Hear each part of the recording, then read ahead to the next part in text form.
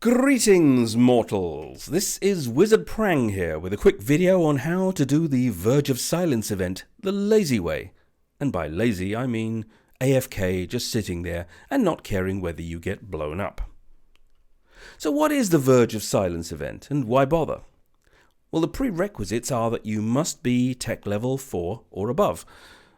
I would recommend tech level 5 for reasons that will become apparent later.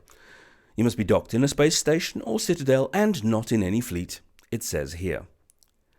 The event runs for a total of 3 weeks, ending on October the 12th. Bear in mind that this is the beginning of the day and is UTC, so if you're in the United States, it's the evening of the 11th. I've always found that timing practice particularly irksome. Anyway, just like that god-awful Project Discovery, if you farm like crazy for a few days, you never have to bother with it again. But unlike Project Discovery, the prizes here might actually be worth getting. So let's have a look at the prizes before we go any further. Now this event gives you interstellar points, and you can earn up to 10,000 interstellar points per day. There's something for almost everyone. The top shelf prize, of course, is the Neon Gas Destroyer at 25,000 points, which is, of course, 2.5 days of farming if you do the whole lot, if you hit the maximum. Of course, there are also free skill points, Lazarus units, loyalty points, and a bunch of other things that aren't particularly of any interest to me, but your mileage may vary. Now, there are several ways to do this event. One is mining in the so-called safe zone, but I found that that minigame is way too crowded. The ore belts vanish in seconds. Too much running around, too much work for too few points. Doubtless, Benzie would call me a lazy wasname for looking for ways to minimize work for the prices I want. I don't care. If I can do the job by sitting there for a few hours AFK or even taking a nap, I will. For me, the so-called perilous zone, which is not really perilous because you can't lose your ship, is the place to go.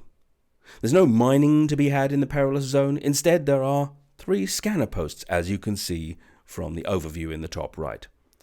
There are 2 ways to get points in the perilous zone. The first is to gather data from those scanner posts.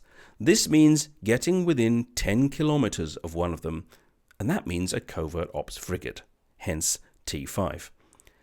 Once you're scanning, you will get 20 points every 30 seconds, which is 40 points a minute or 2,400 points an hour. So to get the full 10,000 points will take a little over 4 hours each day.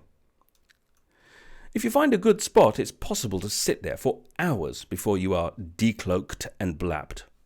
But it will eventually happen. One night I set it up on my tablet and left it running. Unfortunately, I forgot to plug the tablet into the charger, so the following morning it was dead. But when I got back into the game, I found that I had earned over 5,000 points while I was sleeping.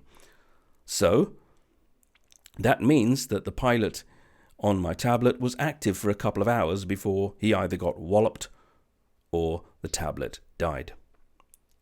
I said that there are 2 ways to get points. The second is to kill ships sitting around the scanner posts.